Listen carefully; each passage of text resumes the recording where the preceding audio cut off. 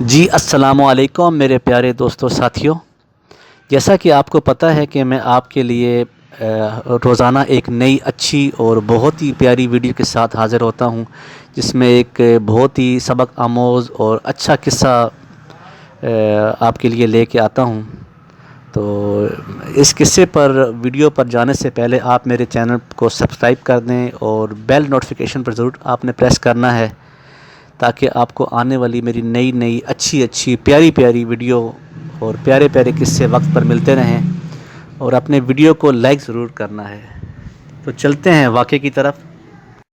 حضرت امام زرقانی نے یہاں ایک بڑا خوبصورت واقعہ لکھا ہے کہ ایک دن حضور سیر کرتے کرتے مدنی زندگی میں باہر تشریف لے گئے۔ وہاں ایک قافلے نے پڑاؤ کیا ہوا تھا اور ان کے اونٹ چل رہے تھے۔ ایک سرخ رنگ کا اونٹ حضور کو پسند آ گیا۔ قافلے والوں سے پوچھا، اس اونٹ کو بیچتے ہو؟ انہوں نے بیچنا تھا یا نہیں بیچنا تھا؟ حضور نے پوچھا تو کہا ہاں بیچتے ہیں۔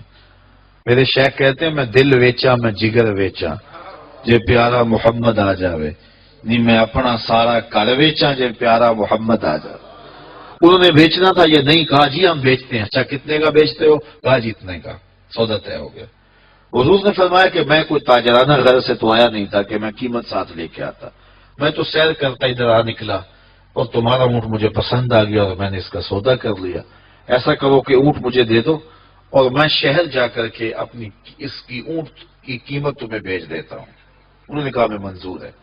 حضور نے اونٹ پکڑا اور چل دیے، اور جب حضور جا رہے تھے تو وہ حضور کو دیکھتے رہے، اور جب آقا کریم نظروں سے اوجھل ہو گئے تو وہ دلوں پہ ہاتھ رکھ کے کھڑے ہو گئے۔ تھوڑی دیر کے بعد سکتے سے جب باہر آئے تو ایک دوسرے سے پوچھنے لگے، یار یہ شخص جو اونٹ ادھار لے گیا اس کا پتہ پوچھا تھا کسی نے؟ جب کسی کو نقد سودا دیا جائے تو اس کا عطا پتہ پوچھنے کی ضرورت نہیں ہوتی، اور جب کسی کو ادھار دیں تو یا آپ اسے جانتے ہو یا درمیان میں کوئی ضامن ہو یا کوئی چیز گروی رکھی جائے۔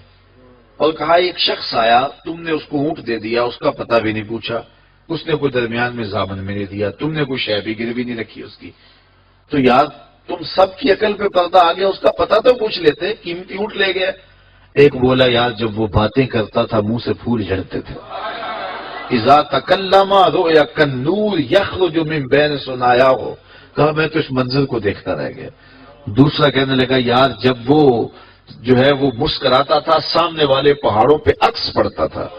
اذا ضحک یتلالع فی الجدر، تیسرا بولا، یار میں تو اس کی آنکھیں ہی دیکھتا رہ گیا، کیا خوب سجن دیاں اکھیاں نے، کیا خوب سجن دیاں اکھیاں نے، جی میں پال کے سرائیاں رکھیاں نے، تو اجے میرا یار نہیں ڈٹھا جنوں ویکھ کے چند شرماوے، ادھی راتی دن چڑھ جاوے جیو رخ تو نقاب اٹھاوے، تے جیو نکلے سیر کرن نو سارا گلشن سیس نواوے، اتے دھرتی لف لف جاوے جے ہاتھ پھلاں وچ رکھدا، ہاتھ پھلاں تو ود جاوے، نین نشیلے مست رسیلے وچ سونا کجل سہاوے، اکھ اگڑے تے انج پیا جاپے جویں میں خانہ کھل جاوے، توبہ توبہ حسن سجن دا چال نہ چلی جاوے، بجلی ڈردی لشک نہ مارے متا بید بھی ہو جاوے، تے جے او کھولے پیچ زلف دے اتے راہی راہ پل جاوے، توبہ توبہ حسن سجن دا چال نہ چلی جاوے،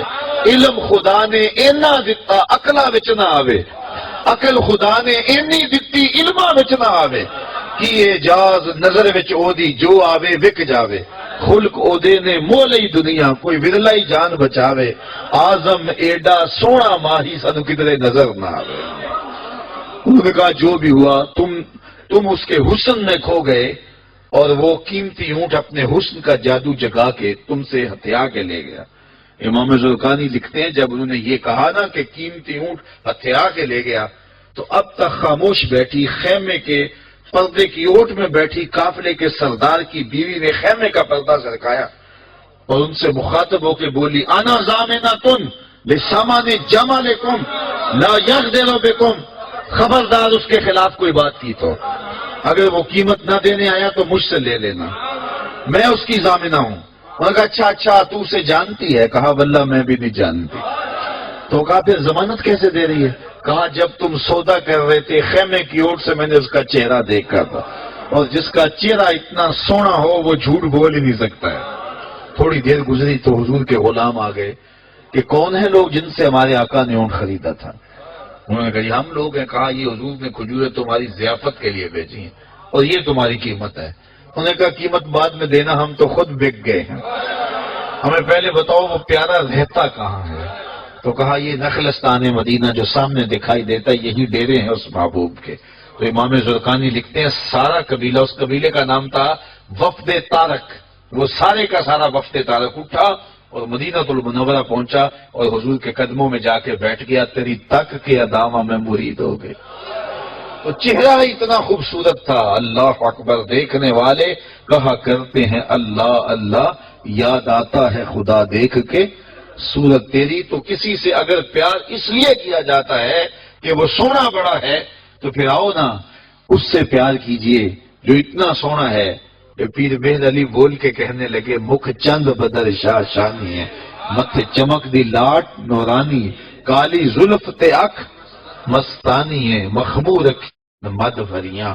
اعلیٰ حضرت بریلی سے بول رہے ہیں، ذرا لہجہ دیکھیے کتنا خوبصورت ہے.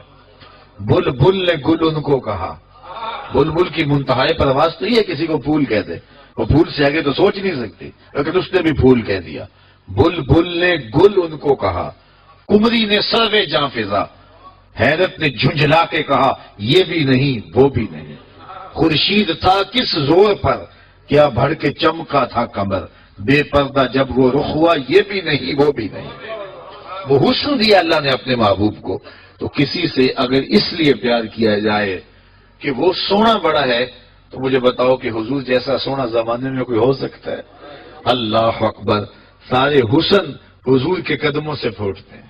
اور مجھے اتنا اچھا لگتا ہے یہ شعر اعظم چشتی مرحوم کا کہ اس نے پتہ نہیں کہاں بیٹھ کے یہ شعر لکھ دیا کہ سمجھا نہیں ہنوز میرا عشق بے ثبات، سمجھا نہیں ہنوز میرا عشق بے ثبات، تو کائنات حسن ہے یا حسن کائنات؟ تو کائنات حسن ہے یا حسن کائنات؟ تو اگر کسی سے اس لیے پیار کیا جاتا ہے کہ وہ خوبصورت بہت ہے تو پھر بتاؤ حضور کے حسن، یاد حضور کے چہرے کا جمال اور رنگ اور شان تو پھر حضور کا چہرہ ہے نا. حضرت میمونہ بنت کردم رضی اللہ تعالیٰ عنہ فرماتی ہیں کہ مجھے حضور کی زیارت کا شوق ہوا تو میں اپنے والد گرامی کے ساتھ حضور کی زیارت کے لیے حجۃ الوداع کے موقع پہ میں حج کے لیے گئی اور حضور سواری پہ بیٹھے تھے اور میں اپنے والد گرامی کے ساتھ حضور کی قربت حاصل کرنے کے لیے اور حضور کی زیارت کے لیے پہنچی. حضور کے چمکتے چہرے پر نظر جم نہ سکتی تھی اور میرے میں ہمت نہ ہوئی کہ میں حضور کے چہرے کو دیکھ سکوں. تو حضور سواری پہ بیٹھے تھے تو میں حضور کے پاؤں کو دیکھنے لگی.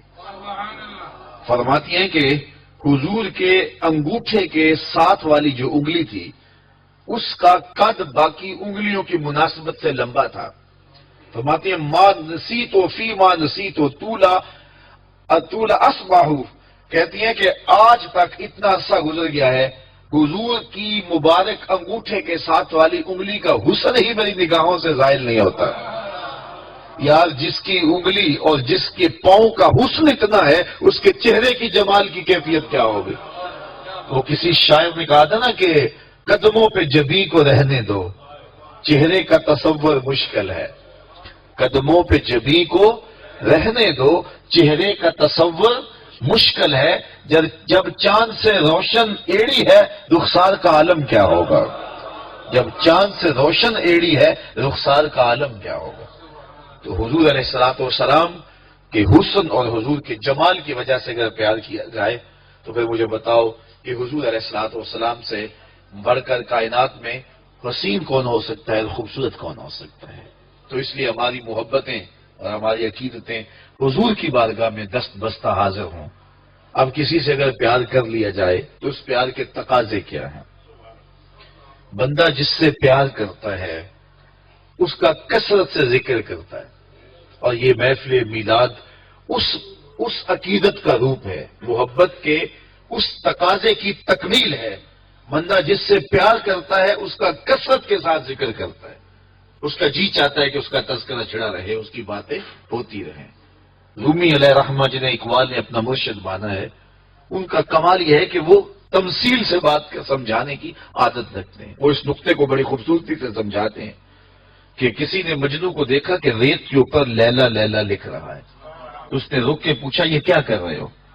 تو گفت مشق نام لیلا می کنم خاطری خود را تسلی بھی دہم. اس نے کہا اپنے محبوب کا نام لکھ لکھ کے دکھی دل کو قرار دے رہا ہوں. تو رومی کہتے ہیں کہ اگر مجنو کو لیلا کا نام تسکین دیتا ہے تو امتی کو حضور کا نام تسکین نہیں دیتا. اور میں تو کہا کرتا ہوں میں خانہ سہارا دیتا ہے نہ جام سہارا دیتا ہے، ہم کو تو مدینے والے کا ایک نام سہارا دیتا ہے. ٹھنڈ پڑ جاتی ہے سینے میں جب کسی کے لبوں پہ اس مبارک نام کا چراغاں ہوتا ہے. تو جس سے پیار کیا جاتا ہے اس کا کثرت سے ذکر کیا جاتا ہے. میاں صاحب نے بھی اپنے انداز میں کہا ہے نا، جو کسی عاشق ہوئے تے گالوں سے دی کرتا، 100 مکر بہانے کر کے مرنے ہو اس نے مرتا. جب محبت کسی سے ہو تو پھر اس کا تذکرہ کسی نہ کسی بہانے چڑھا جاتا ہے. یہ نہیں ہو سکتا کہ طبیعت اچاٹ ہو جائے کہ یہ بات چھوڑو بھی نا. میں مختلف جگہوں پہ جاتا ہوں تو بعض لوگ پرچیاں دیتے ہیں جناب میلاد النبی کے ثبوت کے حوالے سے بھی کوئی بات کیجیے. تو میں کہتا ہوں کہ دلائل کی زبان میں ہمارے علماء بات کرتے ہیں اور کمال کر دیتے ہیں، لیکن میں کہا کرتا ہوں اپنے سادے لہجے میں کیا حضور کے ذکر کے لیے بھی دلیل کی ضرورت ہے؟ کبھی ایسا ہوا ہے کہ پھولوں کا تذکرہ چڑھا ہو اور بلبل کہے کہاں لکھا ہے؟ بات شمع کی ہو رہی ہے اور پروانہ دلیلیں ڈھونڈ رہا ہو. اور یہ بھی ممکن نہیں ہے کہ بات سرکار مدینہ کی ہو رہی ہو اور امتی کو کسی دلیل کی ضرورت ہو. محب کے لیے اس سے بڑا سرمایہ کوئی نہیں کہ کوئی اس کے محبوب کا ذکر چھیڑ دے. تو محبت کا تقاضا ہے بندہ جس سے پیار کرے اس کا کثرت سے ذکر کرے. دوسرا تقاضا یہ ہے بندہ جس سے محبت کرتا ہے اس کا نہ عیب سن سکتا ہے نہ اس کا عیب دیکھ سکتا ہے. حبو کا شیع یومی و یسم. بندہ جس سے محبت کرتا ہے اس کی محبت میں بہرا بھی ہوتا ہے اندھا بھی ہوتا ہے. اس کی محبت میں جو ہے وہ نہ اس کا عیب بیان کر سکتا ہے نہ اس کا عیب سن سکتا ہے نہ اس کو اس کا عیب دکھائی دیتا ہے. جہاں محبت پیدا ہو وہاں عیب نظر نہیں آتے، وہاں کمال نظر آتے. عیب ہوں بھی تو نظر نہیں آتے. رومی علیہ رحمہ فرماتے ہیں، وہ اس کو بھی ایک تمثیل سے سمجھایا کہ بادشاہ وقت نے لیلا کو دربار میں بلا لیا اور کہا کہ تیرے حسن کا بڑا شعلہ ہے، تو نے ایک شہزادے کو حواس باختہ کر کے رکھ دیا، حتیٰ کہ اس کا تشخص اور نام بھی بھول گیا.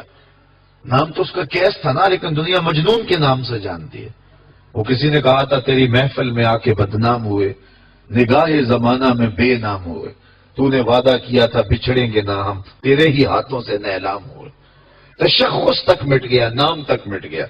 کہا تیری آنکھوں میں کون سا جادو ہے کہ تو نے ایک شہزادے کو حواس باختہ کر دیا؟ مجھے تو تیرے میں کوئی کمال نظر نہیں آیا، تیرے سے زیادہ میری لوڈیاں خوبصورت ہے. گفت لیلا را خلیفہ کاں توئی کس تو مجنو شد پریشان و غوی از دیگر خوباں تو افزون نیستی گفت خامش چوں تو مجنو نیستی. بادشاہ نے بلا کر کے لیلا کو کہا کہ کون سا جادو ہے تیری آنکھوں میں؟ تیرے سے تو زیادہ میری لونڈیاں حسین ہے، مجھے تو کوئی کمال نظر نہیں آ رہا. تو لیلا نے 2 لفظی جواب دیا، گفت خامش. کہا بادشاہ چپ کر جا، چوں تو مجنو نیستی، تو کوئی مجنو تو نہیں نا.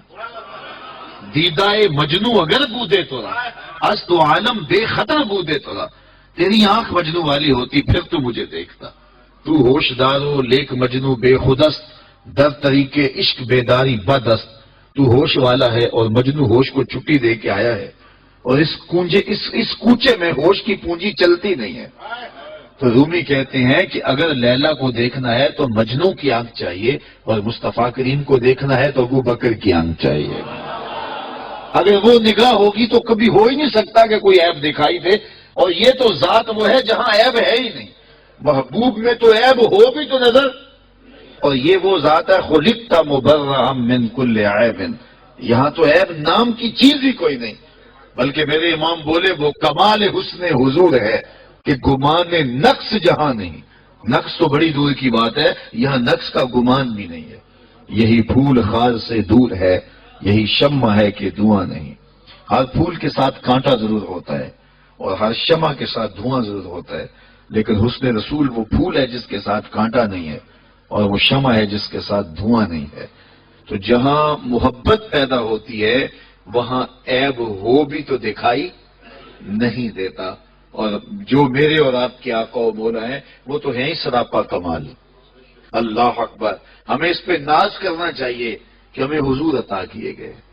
خدا کی قسم، حضور کی ذات وہ ذات ہے، میں نے کتب میں پڑھا ہے 12 نبیوں نے آرزو کی ہے کاش ہم حضور کی امت سے ہوتے، نبیوں نے تمنائیں کی ہیں، آرزو نہیں۔